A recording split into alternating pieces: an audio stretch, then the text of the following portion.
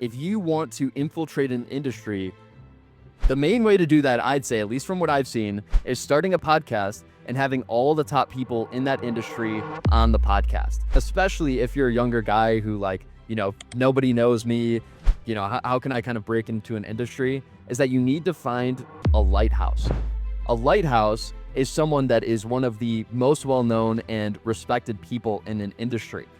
You can see having a podcast as free coaching. So one thing that I'm doing right now is a good example. I want to learn more about Google Ads for local businesses, particularly for pest control. And I find out that Ben Heath is one of the top people in Google Ads for local business. So now, I see that, and, instead of maybe like binging all of his videos, or I have to buy his course or whatever, or pay for coaching, I just go straight to LinkedIn and I go to ask him. I'm like, Ben, I need you on my podcast. Like, because I just want to learn directly from the source, and all of these particularly relevant questions that I have, I can just ask him directly. It's an hour-long, in-depth conversation talking to this person. And I would also ask them about their background. I would be asking all different kinds of things. We'd be laughing together. I'd maybe hear about someone in their family that had cancer. I'd be like, dang, like, and we're having like a serious, in-depth conversation. And just a 1 hour call with someone immediately puts you ahead of all the other people that maybe they just talked to just randomly on social media. That is what stems the long-term relationship. So again, with this guy Jonas that I've orchestrated this relationship, now me and him are going to meet in person soon. We're going to record a lot of content. We're going to start a company together. I mean, that's what came from the podcast originally. The first is always the hardest, right? So the first podcast is always going to be the hardest. I'm about to release a book. I believe that first book is going to be the hardest. Every single one that you do after is going to be much easier. So really, what you should do is optimize for getting that first under your belt. Sometimes the brain can be kind of stupid. Like, there's no reason necessarily why you should be super scared to get on a random podcast with someone and record it. I mean, like, what? Are you going to die? Like, are you going to starve? Or, that there's nothing to actually be scared of.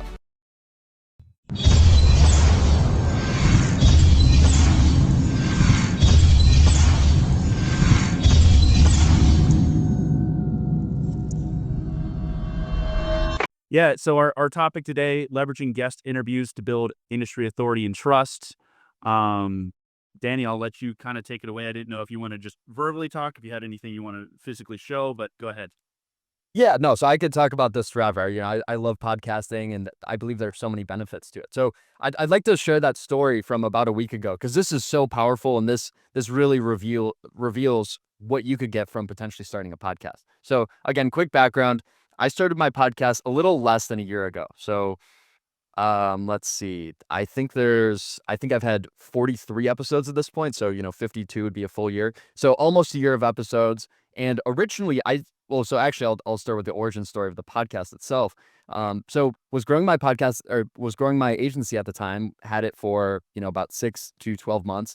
And I realized, and, my mentor, Dennis, and I could kind of tell other people in the space were saying like, yo, a podcast is great. And again, like I said, I'm kind of a quick start mentality. I'm like, yeah, sure, I'll try it, whatever, maybe just do a few episodes, see if it works out or not. So I started it, and it was just called the Pest Control SEO podcast. So a lot of people, I hear that's a big thing, is that they're like, oh, it has to be the perfect name. What do I name it? People egg on for months of what exactly to call it. I literally just named it after my agency, which now I have changed, but the important part was actually just getting started. So it was the Pest Control SEO podcast. And again, that was about a year ago at this point. And I had no idea what I was doing. Again, my mentor at the time, which helped, Dennis, he did the first episode with me. So it was actually kind of in his professional studio. And he was kind of giving me some pointers, but overall, I didn't really know what I was doing. And also, we recorded at like 1 a.m. He's kind of a night owl, so it's kind of strange. But regardless, we had a pretty good show, and it actually, now that podcast, completely organically, we have not pushed any ads to it, just on YouTube, has over 2,000 views. Just like a random podcast that we just happen to do. There's really actually no even planning or whatever. We didn't even necessarily pick a topic. We kind of just went with it. And he's a pretty big name in digital marketing, but really that was just from it being a good show and just a lot of things kind of coming together there. So I really took that as a sign. It's took off initially. Again, it didn't get 2,000 views right away, which is one of the benefits of podcasts is that it will continue to collect views over time. But it got a few hundred views almost right away, and I was like blown away. I had no idea that was even possible. But then if you check out my channel, so the podcast now is called Local Marketing Secrets. So if you go on YouTube, you can find it at Local Marketing Secrets, and you can see it there. So now it's kind of refined. I've actually got some pretty good thumbnails there. Before, I didn't even know how to make the thumbnails. I didn't know how to edit them, which really I still barely edit them now. I'm looking to get more involved with the making it a custom intro, custom outro, and all of those things. But when you're just starting out, like really even the first year or so, I mean, it's more so about creating the content itself. So again, starting out the podcast, I had no idea what I was doing. And actually, what I wanted to mention is in the second and third episode, a lot of people, again, everyone's talking about the equipment. What webcam do I need to use? Do I need to use like $1,000 camera? Do I need to use $1,000 mic? And at the time, I was using the built-in camera on my Mac, which is like maybe a 2020 Mac. It's not too brand new. And I mean, the quality is really bad. And Dennis, he was trying to be nice about it. He's like, dude, you gotta like get a webcam, man. Like it looks horrible. He didn't say that, but basically, I was like, "What? It's fine. The webcam barely looks better." And then I did a comparison. I was like, "Oh, okay, there's no way." But regardless, like my point there, and my point kind of with all of this is that most people have a huge fear of starting, and that's no matter what it is. But with the podcast in particular, I mean, there's so many variables with the setup, with the software that you use, with whatever you're doing. And I think everyone just kind of needs to bite the bullet a little bit, reach out to some people and have them on a podcast, which again, I'll get into the benefits later. But that's essentially my story. I started the podcast a little less than a year ago, and I've had some of the top people in local marketing. So I just had, let's see. So I've had Dennis Yu, my mentor, several times. I've had Josh Nelson. Again, he's one of the biggest guys, and he's going to be in this space next week. So that's going to be awesome.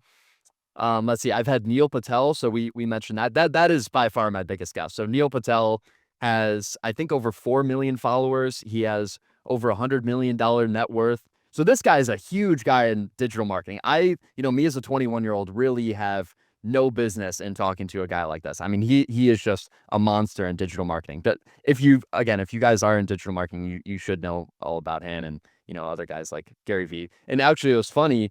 I believe, oh no, it was right before I did the podcast with him, which made me super nervous.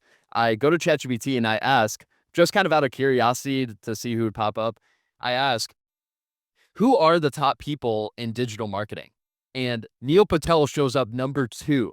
Gary Vee's number 1, Neil Patel's number 2. I'm like, I'm going to, in a few hours, I'm going to have the number 2 guy in digital marketing. Like, this is a big space. It's pretty insane. And So you say, hey, Neil, did you say, Neil, thanks so much for being here, but you got to introduce me to Gary. Like, I got to have Gary now. Yeah, no, that's another one. I want to make sure to get Gary on the show as well.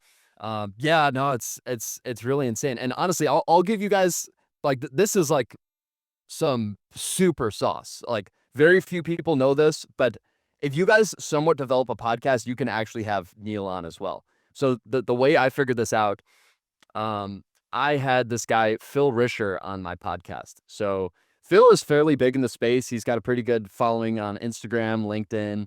I believe he has an agency. Well, I know he has an agency that serves, I think it's all home services. Maybe it's all local businesses in general. But regardless, he's a pretty big name in the space, and he's spoken at events like Jobber and stuff. So I figured I'd have him on the podcast. And again, these are how things kind of unravel. You get into conversations with these people. It's basically free networking. It's free coaching. You talk with them, and now you get some more insight. So, oh wait, no, I'm sorry, that wasn't Phil. That was Chris Pantelli. So Chris Pantelli also has a podcast, and he had me on his podcast first, and I saw on his podcast. So I probably honestly wouldn't have went on his podcast, but one of his first guests was Neil Patel. And I was like, how did you get Neil Patel on your show? He's one of the first guests. The video has like no views. Your channel has less subscribers than me. It has like 200 subscribers. It's like, how did you get Neil Patel on your show? And I'm sure most people might have saw that and just maybe moved on and, oh, okay, whatever, maybe he's just got some insider connection. But me being kind of the curious person I am, I reach out to him. I'm like, hey man, no, wait, like, how did you get Neil Patel on the show? Like, that's great that you had me on the show after. And I'm like, I'm a nobody compared to him, but how did you get Neil on the show? And he goes, well, have you tried reaching out to him on LinkedIn? I go, no. He's like, yeah, just try reaching out to him on LinkedIn. I was like, okay, sure. So I reach out to him, and sure enough, me and his whatever assistant coordinate a time to schedule a podcast. So again, there might be a certain threshold, like maybe you have to have a certain amount of followers on LinkedIn, maybe a certain amount of subscribers or a certain amount of guests that you've had on your show. But me, I think Neil was my 30th guest, somewhere around there. The channel had about 700 subscribers. Maybe my following on LinkedIn had a little bit to do with it. I had like, maybe 8,000 followers at the time. But the guy who had him on, Chris Pantelli, I mean, I think he has 3,000 followers, and his show was even smaller than mine. That's why I was like, I was in such disbelief, but I was like, okay, well, if he can have him on, I can have him on. So, yeah, that was a pretty crazy story. And again, anyone could do that. Almost no one knows. Oh, okay. So that's actually what made me think of Phil Risher, because once I had Neil Patel on the podcast, I had Phil on my podcast, and Phil, after the podcast, he's the same way as me, which he's the only one who's asked me, and he's the only one I've told. So this is like this is super secret. I'd recommend you guys like don't share this to everyone, because then Neil Patel is going to get spammed all the time. But Phil then asked me after I had him on the podcast, and he was the same way. It was like, dude, how'd you get Neil Patel on the podcast? I was kind of hesitant to tell him, because I feel like this is, I don't want everyone to have Neil Patel on their podcast and it's less special. But I told him the same thing. I'm like, man, try reaching out to him on LinkedIn. And 2 days later, he makes a post. Guys, you won't believe it, I'm having Neil Patel on my podcast. I'm like, all right, well, some of that had to do with me, but then the other guy, I learned it from the other guy. So whatever. It's an industry secret to have Neil Patel on your podcast. But I'm sure that applies to a lot of the other top people in digital marketing. Which really I've kept my podcast pretty niche so far. So I've had a lot of the top people in local SEO. Really, it has been mainly local SEO, maybe some people in SEO in general, or maybe some home service owners, or particularly pest control, because originally it was for my agency. But I'm sure there's a lot of people out there like this that are willing to come on your podcast, as long as you have like, as long as they're not like your first guest, you have like a little bit of subscribers, because it is genuinely beneficial to speak on podcasts, and that can be content that gets repurposed and, builds your entity on Google and all of these things. So that's something to consider as well. And then once you just get one of those guys, so, Neil Patel was kind of my one, and that could be your guy's one or whoever, but usually that's how podcasts work. Is like, you have a good amount of guests. So maybe you've had like 10, 20 guests at this point, and then you get one heavy hitter. So now I've had Neil Patel on. Now I can basically leverage that to get any other guests I want on the show. So that is incredibly powerful, and I can leverage that forever. That content exists forever. And by the way, people are still watching it. I see the views going up on every single one of my videos every single week. It's pretty cool. And the story that I wanted to tell regarding something crazy that happened last week is a partnership that I'm likely going to pursue. So I'll kind of get into that. You guys probably don't know Jonas Olson. He is one of the top people in pest control marketing, and he owns a pest control company. I think it's doing about $15 million a year. So let's see. Me and him got connected about 6 months ago. It's kind of funny, actually. I originally reached out to him on LinkedIn to have him on my podcast, and he never opened it. And I was like, dang, I guess he like ghosted me. But he actually just doesn't go on LinkedIn, I found out. But then, maybe a month or two later, he reached out to me on Facebook, and he was like, dude, we should totally collab or something. You should come on my podcast. I'll come on your podcast, whatever. I was like, dude, awesome. So originally, that's what sparked the relationship. Just to be clear there. what sparked this relationship was that I have a podcast. I am like somewhat well known in the pest control space, and he wants to go on each other's podcasts, talk to each other. So I go on his podcast, he comes on my podcast, and we immediately develop like a really great relationship. By the way, because there are so many different points to get into here, but this is how you can bridge the gap between building relationships with high level people.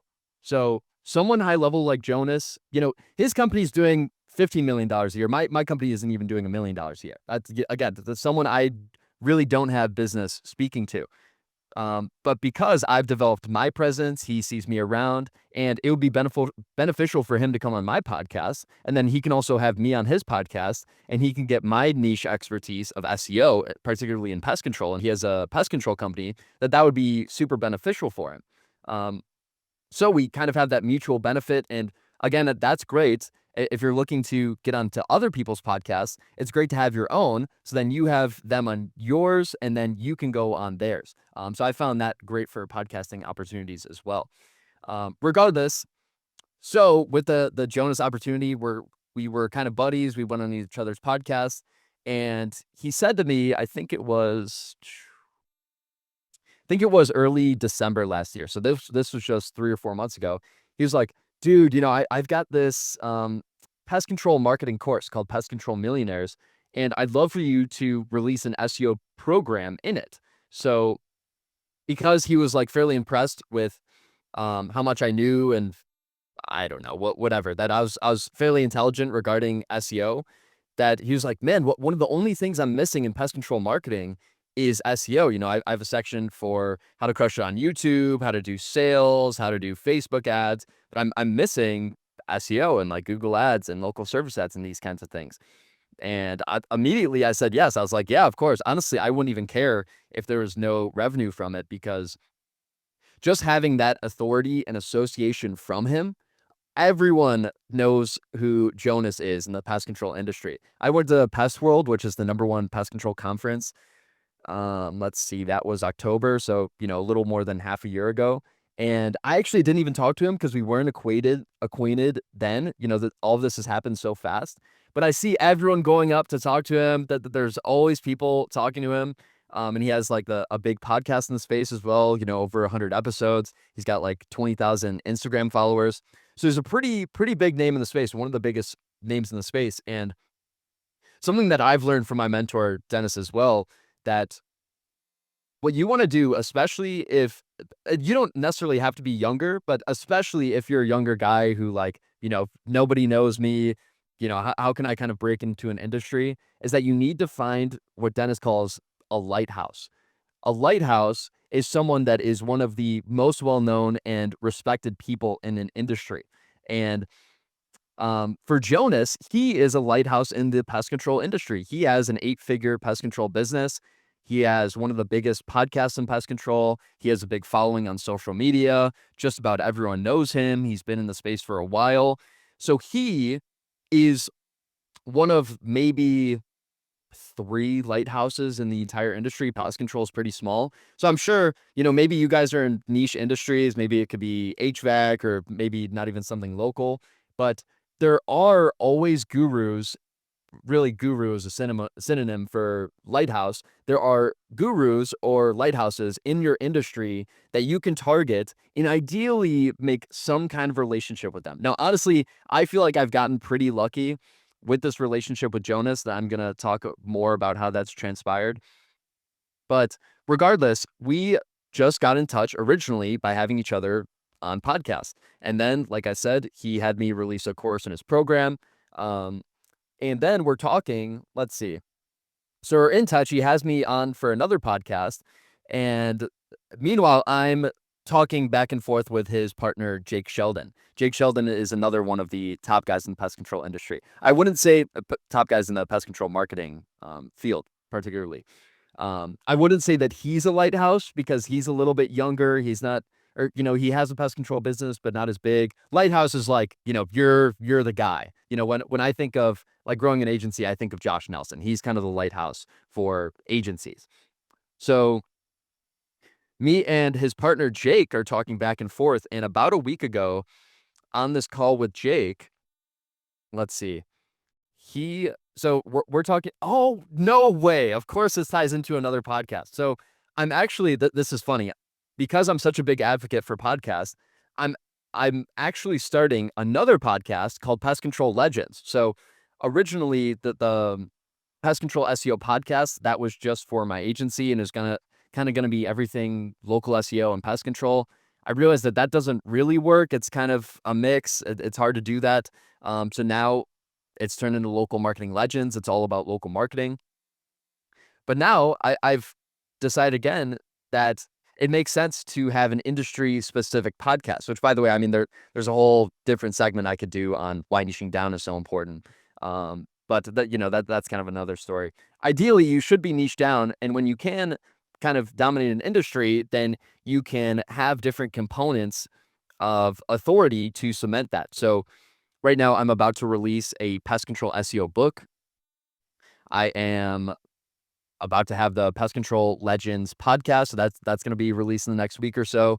Having YouTube videos going out every week or so. Developing myself really as an expert in the industry and establishing the connections with all of the other experts in the industry. So anyways, what I'm saying, or what I was saying, was that I'm creating this Pest Control Legends podcast. And the first person I wanted to have on was Jake Sheldon, because he's like the number one guy in pest control Facebook ads. He has had over 300 clients for his pest control Facebook ads agency, which he has now sold. But he knows pest control Facebook ads better than anyone. So I want to create a podcast for each of the different segments of pest control as a whole, but more focused around marketing and growth. But anyways, I had him on the podcast. So he comes on the podcast. We do about a 50-minute show, and then we end up talking for about an hour and a half after the show. So again, it's not so much about the podcast, but it's also about networking and these connections that you develop. So me and him talk for about an hour and a half after the show. And one of the things he was saying, he was like, me and Jonas have been talking back and forth, like, dang, Danny's gonna get so rich with this course. And then, everyone's gonna go to his agency after because, it's kind of just a natural upsell that SEO is super difficult. All these people that do go through the course can be like, dang, I'm just going to have Danny do it for me. I'm like, dang, Danny's going to get rich off of this, the course and the agency upsell after. And, we were talking back and forth. I was like, it's too bad that you sold your agency and have a non-compete because, it'd be great if we could start an agency together. Like I'm great at running an agency as a whole, but my main expertise is SEO. Some Google ads, obviously local service ads, those are easy, but my main expertise is SEO. So it'd be great to potentially start a full service agency where we can get something like that going. But I was like, oh, well, it's too bad you have the non-compete. And he's like, well, me and Jonas have been talking back and forth. I actually recently talked with my lawyer, and they said, I can technically come on as a consultant. But I can't necessarily get any equity right away, but we could figure out like some kind of period. And I was like, oh, okay. So then we started talking about starting an agency for the next hour or so. And, it's kind of just speculative, not really anything too serious, but we were both kind of getting hyped up on the idea that we could have like the number one agency full service in pest control, or at least maybe, a high ticket agency in the space. And I was thinking on it nonstop. I was like, there's no way I could potentially partner with these two guys, which are like arguably the top two guys in pest control marketing. And let's see. So I'm thinking on it for the next 24 hours. And then I felt like I had to send a text the next day, which is usually what I like to do. Is if there's some kind of group collaboration, then you fill in the other person that's absent. So Jonas obviously wasn't at that call. So I was like, okay, I'll send a text to the group chat with us three and kind of just give a recap of the meeting. And I ended up sending about a 2-page long text, which I spent, over 30 minutes doing, of saying like, let's see, what was the text? I go, hey, Jonas, just had another great talk with Jake yesterday. The main thing that we talked about was potentially starting an agency with us three. I think this might make sense. I'd like to explain kind of what this would look like and maybe some of the things that this would entail. And I end up giving like a 7-point bullet point list or whatever, saying, okay, well, we can already use my agency infrastructure. We can use Jake's VAs. We have to keep in mind that Jake might have some legal issues, whatever. But I'm saying, essentially, I am down to partner with you guys. I think it does make sense. I'm willing to shut down my agency and go all in on this with you guys instead. And 2 minutes after I sent that 2-page long text, Jonas goes, I'm 100% down. This guy who owns a $15 million pest control company, who has the, I think, number 2 or number 3 YouTube channel in all of pest control, a pest control YouTube channel with 140,000 subscribers. I'm going to be, if nothing goes wrong, me and him and this other guy who's at a huge pest control Facebook ads agency, we're all going to be partnering, starting an agency together. And that has all stemmed from originally having him on a podcast. So kind of the ultimate point here is that it's not so much about having the podcast itself. Like I wouldn't say there's necessarily any direct ROI. Like you run a podcast for a few months, it's not like your bank account's instantly going to triple. Like, it's not like that. It's not like some magic switch that you can pull. But naturally, by developing these connections, by also developing this authority. So I'll give another point relating to authority and opportunities. Earlier today, because I have gotten my name out there pretty well, because I have grown the podcast and such, earlier today, I think it's the event manager of Bright Local, which if you guys don't know Bright Local, it's one of the top, maybe the top software tool for local SEO. The event manager reached out to me earlier today and they said, let's see, they reached out on LinkedIn and said, hey, Danny, would you like to be featured on our webinar in 2 months? And then they give like I don't know, there's a few paragraphs after, but essentially they invited me to come on their webinar after. And I almost guarantee that would not happen if I have not already had all these top people in local SEO on my podcast. I'm super associated with them. They're commenting on my posts. I'm commenting on theirs. It's really one word that I like to use is infiltrate. Like if you want to infiltrate an industry, which again, this comes back down to the niching. So first you have to pick a niche, whatever that may be. I'm super bullish on home services. And mine particularly is pest control. So the operative word is infiltrate. If you want to infiltrate an industry, the main way to do that, I'd say, at least from what I've seen, is starting a podcast and having all the top people in that industry on the podcast. There's like, so this fundamentally goes down to how people learn, right? Which actually, I think me and Evan, we might have been talking about this, which is a pretty big revelation I've had recently.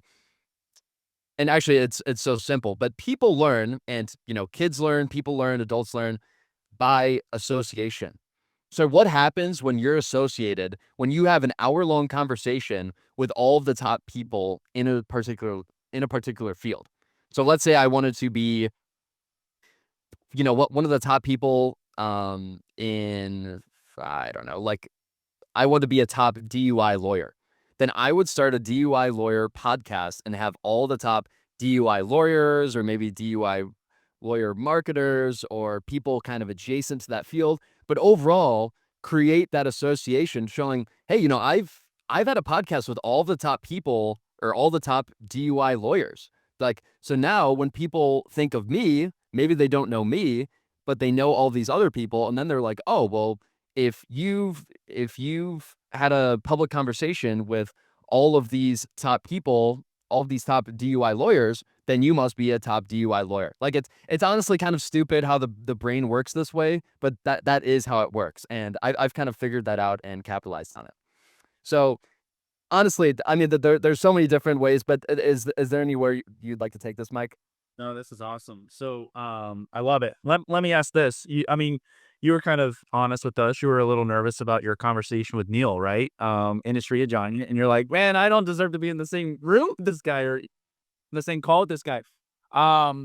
there's some of our partners, they're nervous, right? So they're nervous, like, what the heck do I, ask somebody if I were to start a podcast, right? So how should I prepare? How do I get rid of my nervousness related to that? How did you? I mean, you're a guy that just starts things, right? You're like, hey, I'm just gonna do it. We'll make it better as we go along, which is beautiful, right? That's what everybody should do. If you just plan on perfection, you'll never get started, right? So it's gonna look junky, and you're gonna work on it and all that. But so what would you say to that person that's nervous, or unsure of, well, I guess I'll ask this real quick. Some of our partners, they're brand new to the agency space, right? So you had a couple of years of being an agency owner, and then you kind of did this. So a lot of them are still brand new. They don't know a ton about digital marketing yet. They're partnered with that company. We're handling all the actual day-to-day, work for their clients. What would you say to that person that is thinking of maybe this podcast approach? Yeah, so the first thing I'll say, and this is kind of like a general principle in life, that the first is always the hardest, right? So the first podcast is always going to be the hardest. I'm about to release a book. I believe that first book is going to be the hardest. Every single one that you do after is going to be much easier. So really, what you should do is optimize for getting that first under your belt. Like, I was super nervous when I did my first podcast appearance. I was super nervous when I did my first public speaking event when I was just 19.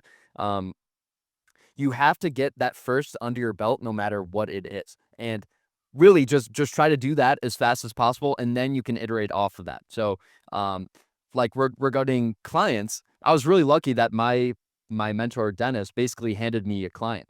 So I didn't have to worry about like, oh well, how should I approach him? How should I talk to him? Dennis was just like, oh, he wants to work with me. Oh no, just work with Danny instead. And I was like, what? So we started working together, and then I just had to figure it out from there. But since then, working with clients has been much easier. So regarding podcasts, that's essentially what it is. Now I mean, I really don't get nervous who it is unless it's, a big name. I probably still would get nervous if I had Neil or a Gary V or whoever. I mean, that's something important to note as well, is that everyone is anxious when it's a fairly big name. It might not even be a big name at all. It might just be that you're a little nervous to come on camera. What I'm saying there is that everyone's nervous. Like, you know, you kind of just have to overcome that and reframe it in your mind as, this is fun, this is exciting. So what makes me think of that in particular is public speaking. I've spoken at 3 conferences so far. All of them Digimarcon, and each one had maybe 100, maybe a few hundred people. So not small, they're fairly big. And every single one, I wouldn't say terrified. Maybe the first one I was terrified, but it's pretty scary to do public speaking in front of like a decent crowd. And so the first one I really struggled with. I went way under the time. I was stuttering all the time. I didn't move around at all. And what I made sure to do for my second 2, which were much better than my first, is reframing that kind of jittery anxiety into excitement. Because that's actually what it is. I mean, you're excited to do this thing. It's really the same way. I'm super anxious or I'm super excited. Well, it's kind of the same. It's basically the same thing. It's the exact Yeah, but it's well, what are you doing with that, and how do you frame it in your brain? So it's much more productive to frame it as being excited to do something, rather than nervous. And again, like what I was saying earlier, sometimes the brain can be kind of stupid. Like, there's no reason necessarily why you should be super scared to get on a random podcast with someone and record it. I mean, like, what? Are you gonna die? Like, are you gonna starve? Or that there's nothing to actually be scared of. I don't know. Maybe someone's gonna see the podcast and make fun of me online, whatever. But there's nothing to actually be scared of. So that's something you have to acknowledge as well, is that we still do have this kind of primal brain that we have to overcome, and just acknowledge that the brain can be stupid sometimes and act regardless of that. I think there was a study that I saw, it was a long time ago, but it was more people are afraid of public speaking than they are of death. Um, but and then your first comment though, the word that I was thinking when it just like, hey, you just got to do it, and the first one's gonna be tough, is it's inertia. Once we have inertia going, it's so much easier to just keep doing the next one. I completely agree. So let's go here. How do you go about getting your obviously your mentor was your first podcast guest. What has kind of been the trends? Is it, hey, you just message people and that's kind of like how it's been, is you just randomly send them a message, hey, I'd love to have you on my podcast? Or, has it been more introductions? Tell me about, how did you get, you said you're 43 now. How did you get those guest speakers? Yeah, for sure. So I started out really trying to get all of the top people in local SEO, which again, whatever it is, business, podcasting, it makes it much easier to niche down. So it was the Pest Control SEO podcast. So with that in mind, I really just wanted to have either people that were in pest control or in local SEO. So that narrowed my options down quite a bit. There are not too many like top people in local SEO. There's like Joy Hawkins, there's Greg Gifford, there's some other people, whatever. Like the second guy I had on my podcast was Raphael Sturck. I really just had him on because his agency is called Pest Ads Agency. So I was like, oh, I might learn something about Google Ads for pest control. And then the next guy, my third guest was Mike Forgy, and he's just like a decent name in local SEO. But you guys probably haven't heard of like Mike Forgy, but you probably have heard of some of these bigger people like Josh Nelson and Neil Patel. So I think first off, it's important to have just some guests under your belt. Like Dennis was kind of making fun of me for that as well. He's like, dude, why are you having like these, not to say, but like nobodies on your podcast? And I was like, well, I kind of want to establish a baseline. And, maybe some people don't have to. If you're already like kind of celebrity or successful, you don't have to. But again, as someone that isn't very successful or doesn't really have their name out there, just have kind of smaller people on your show. I mean, it completely takes the pressure off you. And again, it doesn't mean that they're like, that they have whatever, no followers or no money, whatever. But I don't know, maybe someone that you can learn something from. That's ideally in the industry that you want to learn about. Um, so in terms of going about getting the guests on my show, basically every single guest that I've gotten has been reaching out directly on LinkedIn. I've seen that just about all of these high level business people, and again, not all of them are high level. They've continually got more high level. But even these beginner people that I'm reaching out to, almost all of them are on LinkedIn. So if you guys aren't on LinkedIn, that's kind of the first point, is you need to get on LinkedIn. You need to start building a base following there. I'd really recommend kind of the threshold you want to aim for is having like over 1,000 followers. Over 1,000 followers, just what I've seen really on every platform, because now I have a decent amount of following everywhere, that 1,000 followers is kind of when people start to take you serious. If you're, I don't know, 300, even 700, they're like, come on, who really is this? That there's some kind of psychological threshold about having over 1,000 followers. And then anything after that is also awesome. So I feel like, because someone asked me this recently, I don't know, maybe a week or two ago, that have you seen any significant change regarding, it might have been getting podcasts, but I think it might have been client acquisition as well. Have you seen any change regarding your followers and how people are reacting to your stuff? And I've really identified that 1,000 followers, number one, and then 5,000 followers, number two. If you can pass 5,000 followers, everyone wants to be your friend, that they want to come on your podcast. They're totally cool with it, no sweat. So I've made sure to do that on all the top platforms which I'm on, which is Twitter, Facebook, and LinkedIn. Those, particularly Facebook and LinkedIn, for me, have been the best ones for business. So I really try to limit my time on Twitter, Instagram, TikTok, whatever else, because they're just not very productive. They're not great for business. There are plenty of, like young hustle bros. Me and Evan also talked about this, of like, it's called money Twitter. So actually, you're fairly familiar, Michael. Oh yeah, Um, this is how we met. yeah, no, I know, it's pretty funny. So I've kind of, if you guys don't know the backstory, I've, in a way, I've kind of always had a knack for, I mean, I wouldn't say public speaking, but just some kind of, I don't know. I guess you could really say public speaking. I had Michael, I mean, this might have been 2 or 3 years ago at this point. I used to co-host weekly Twitter spaces with my buddy Sean.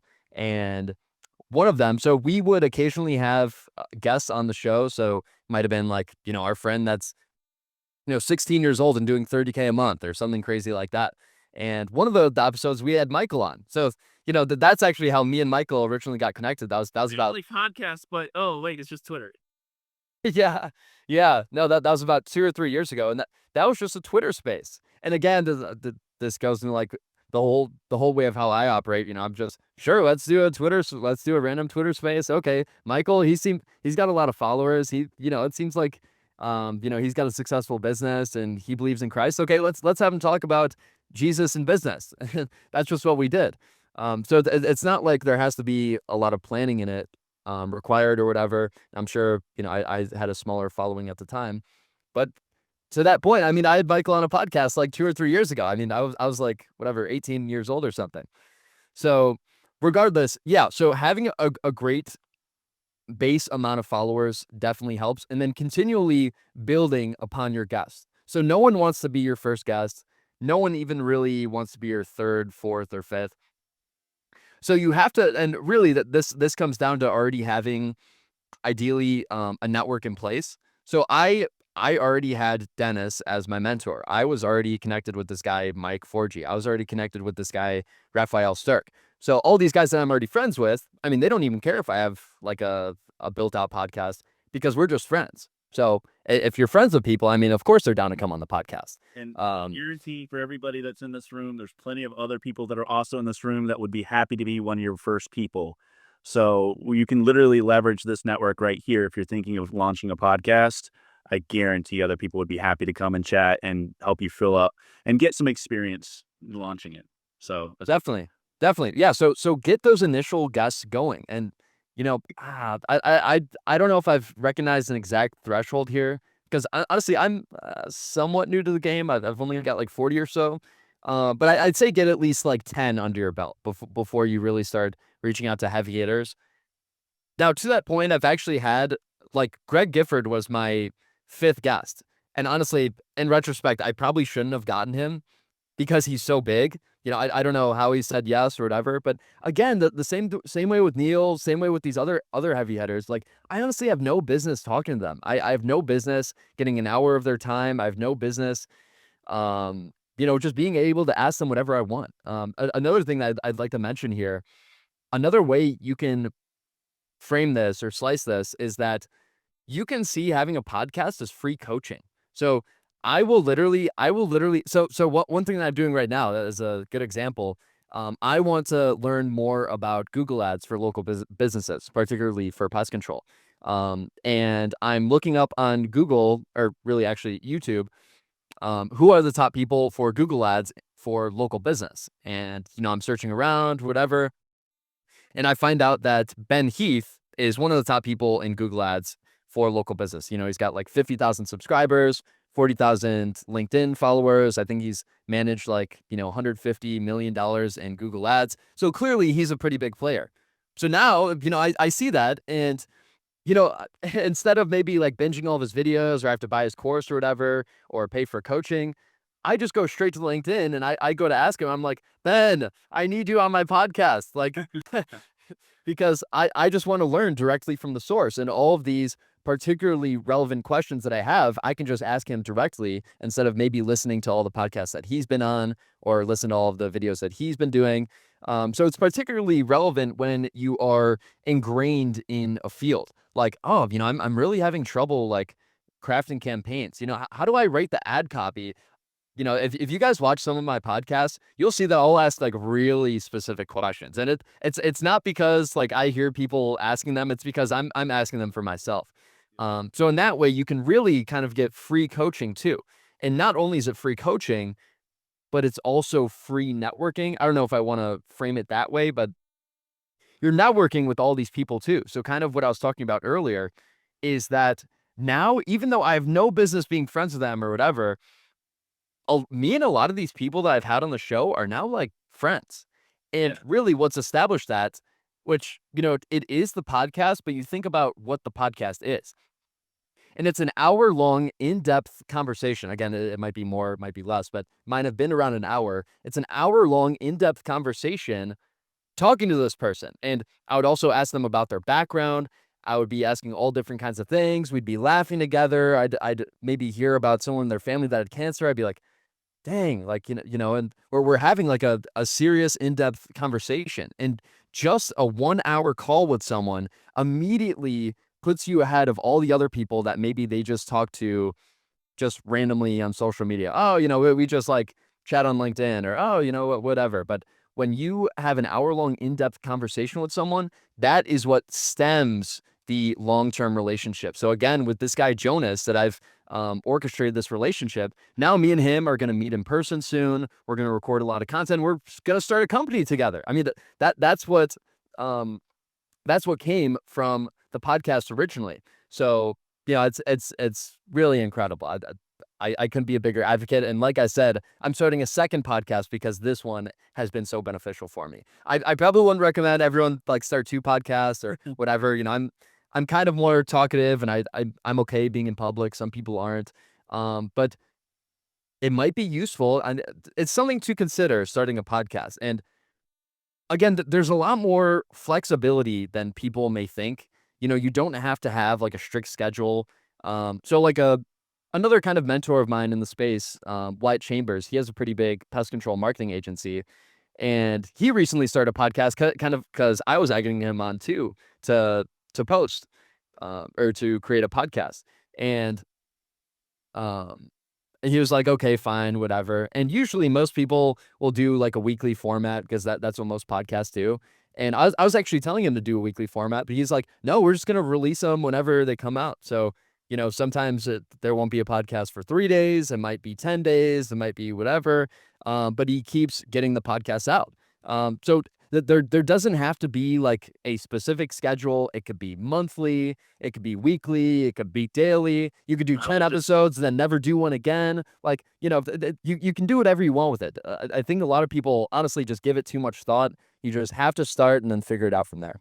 Yeah, we started a podcast called The Daily Drive, and we were doing it every freaking day for a year.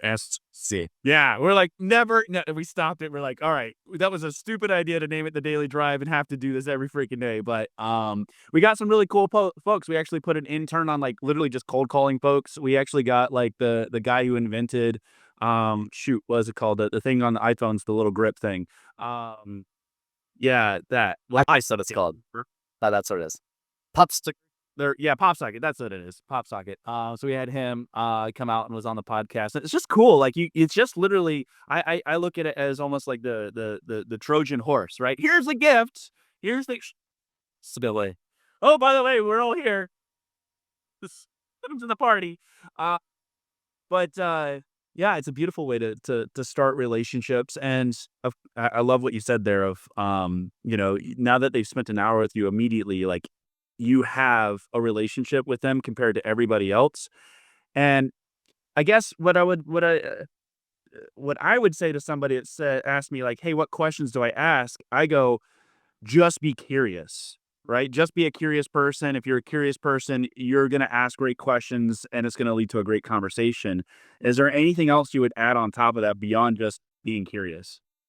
Yeah, so I have changed up my formats actually very recently. But before, what I would do, there would be like no preparation. I did some research on them initially, but mostly kind of just winged it. So what the format that I was following initially was I just asked them about their background. So really kind of the phrase I would use is like, okay, so your main thing right now is like for you it'd be like, okay, so you're running that company. So what were you doing before that?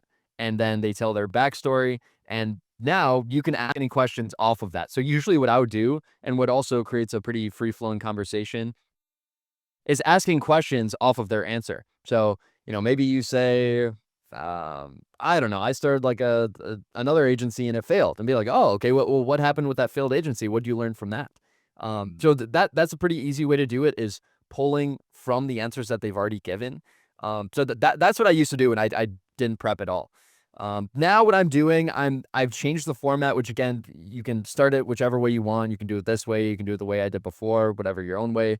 Now what I'm doing, and what I've seen probably works best, what performs best, what people like the most, is having it centralized around one topic and one main theme, and positioning it as you're going to learn something during this podcast.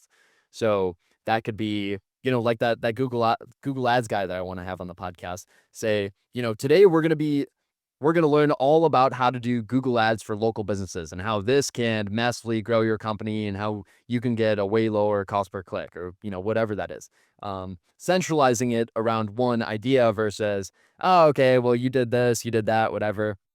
To be fair, that original model that I had was actually better for networking and connections in a way because I'm learning about their history and their experience and stuff, asking more personal questions. Whereas now I'm more value driven. That this is more to serve the audience, and it's almost like the the guest that I'm having on is like teaching a masterclass almost, and I'm kind of just facilitating the masterclass. So it's like, Ben, just teach a masterclass on Google Ads, and I'm just gonna like ask questions to prompt that masterclass in a way. So now it is more value oriented, but again, you don't have to think about it too much. Just put your like really what I found works best is just putting myself on the spot. Like just I'll actually do this where I just make decisions that I can't back out of. So I will just ask someone to come on a podcast and then they book it. And I'm like, dang, I got to do a podcast. It's like, no, just go to the point where there's no return. Like, I mean, you don't want to back out and say like, sorry, I'm busy or, I'm not going to do a podcast anymore or whatever.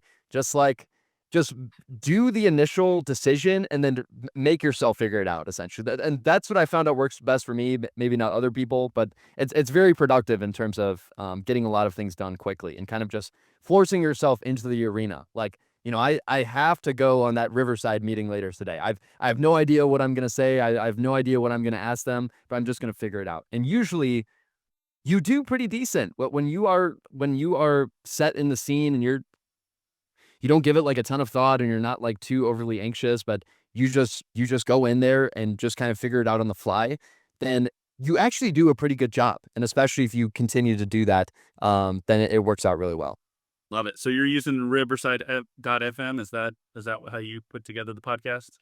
That was one of the Yeah, questions. I use Riverside. I've always used Riverside. I wouldn't say that you have to, but it is very good. So you can go in there and do stuff like removing anything that you don't want in the podcast. So occasionally, I don't know, like again, I had Phil Risher on the podcast, and he was talking good about another software company. He's like, Yeah, I'm actually like an affiliate for this other company, so I can't talk good about them. So can you cut that out?" I was like, "Okay, fine." And then other things like, recording in 4K, exporting in 4K, um, what is it? Equalizing audio levels. So if you're talking way louder than them, then they equalize and they're about the same level. So there are a bunch of little nuances in there that I would recommend using. I mean, you still can technically upload with nothing, but I would recommend using Riverside. Beautiful. All right, guys. Would love to open it up to you guys. We did answer Mike's question about Riverside, but what other questions do we have for Danny? Want to make sure you guys get a chance to jump in here and use the raise hand feature or Tuvia, go for it, my friend. So, thank you, Dave. That was very good, very Thank you. fascinating. Because I've been working in this area, and one of the reasons I wanted to come into digital marketing was to help me do YouTubes. Yeah. So since 2021, I've done on Zoom, and Sunday night will be my 143rd Zoom where I'm interviewing somebody or That's having awesome. them come on. So you're more experienced than me. I'm not more experienced because I don't have the young technology stuff. I'm Yeah. the elder guy. So has Mike been on yours yet? No, he hasn't. But So I want to know where's Mike coming on? no, I'll have him on soon. Because it's funny. Me and Mike actually originally got connected by. I used to do those weekly Twitter Spaces like I was talking about. So that was like almost my original podcast. So in a way, I've had him on a podcast. Yes. Yes. And it was all about business and Jesus. It was just like totally on brand for me. Yeah. So So the next question I have is I'd like to do this. I've been flirting around with different niches since coming into the space, maybe 3 or 4 months ago. The space I come from is really real estate and finance, but I'm looking at more of the retirement space because I'm now 66. Assisted living, nursing homes, which all incorporate real estate and finance. So there's a huge market for me to invite people to come because I have contacts in all this space. So I think I'd like to invite you to be the first guest and help me get the first one done. Because it doesn't matter. happy It to. doesn't matter that you're doing pest control, whatever. It's the whole idea of what's going to interest people, what the takeaway is, and where's the value. Yeah. So if you're interested in maybe being the first guest, my other question is, do you have more than one guest? Because I've had, more than one guest do it together with this. Do you have it becomes more of a platform of Like a like a conference? Yeah, yeah. like a round Yeah. table. Do you ever do that where you have more than one person? Do it more two people, maybe three people doing this with you? Yeah, so first off, I'd be happy to come on your podcast. And really, I mean, I do position myself as like the local SEO guy or pest control marketing, but really it's digital marketing as a whole. So I'm happy to talk on anything like personal branding, podcast, copywriting, SEO, whatever it is. So yeah, would love to come on. And in terms of having several people, I actually never have. I usually it depends the scenario, and I'd probably like to get some more insight on particularly what you're saying. But usually I like to dive deep on one thing with one person. I found that works best. Is I'm thinking to actually invite you and Mike to be the first two. Yeah, because I've seen that work really well. And through you, there's different areas we can cover that people can walk away and say, "Wow."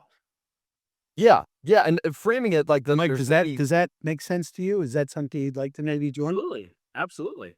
Because I'm like Danny. I get the idea and then I just go. I don't know much about any of it, yeah. but by doing it, things just happen.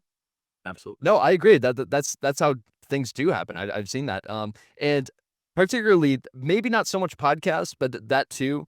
I've seen that work really well with webinars. So companies that maybe they do like a monthly webinar or something, and maybe because I'm so ingrained in the SEO space, it might be something like top things to watch out for SEO in 2025, and then you have a panel talking about SEO in 2025. So there should be some kind of topic and then experts around that topic. And now the experts are all giving their opinion on that topic. That is super valuable. And people are happy to do that. And I've gone very deep into this space, so I think it's definitely very duplicatable and very very scalable.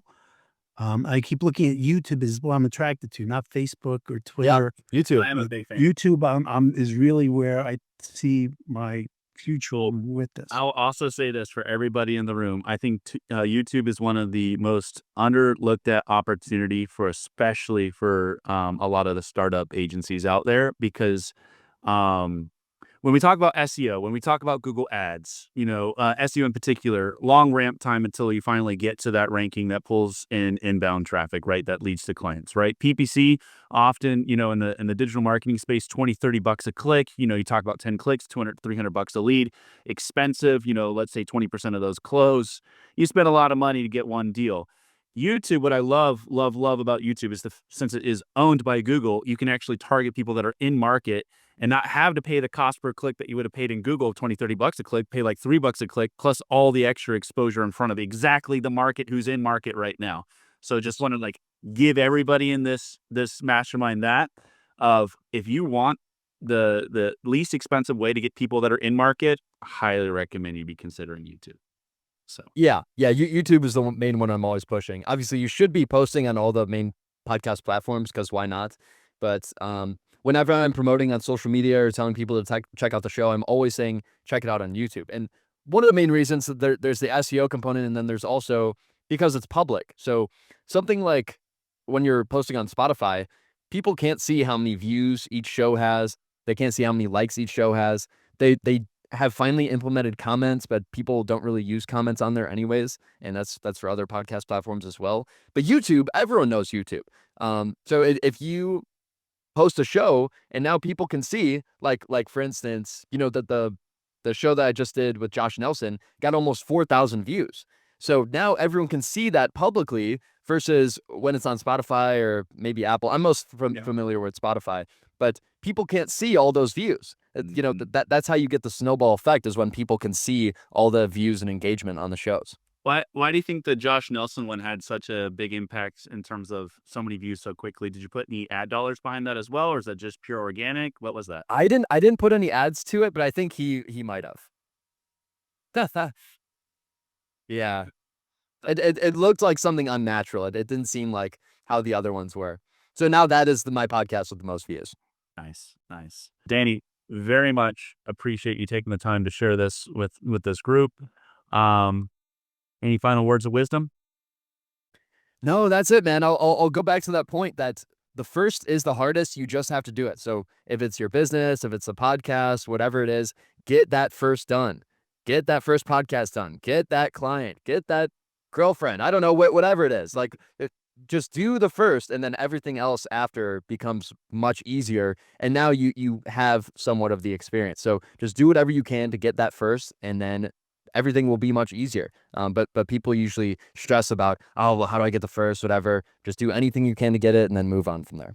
All right, guys, hope you have a great night, and I will see you maybe on another show, maybe on another meeting here. Now they'll all come to see you on ours. Yeah, awesome. Cool. Yeah, okay. Thank you, guys. It's been real. All right, see ya. Thank you. Bye.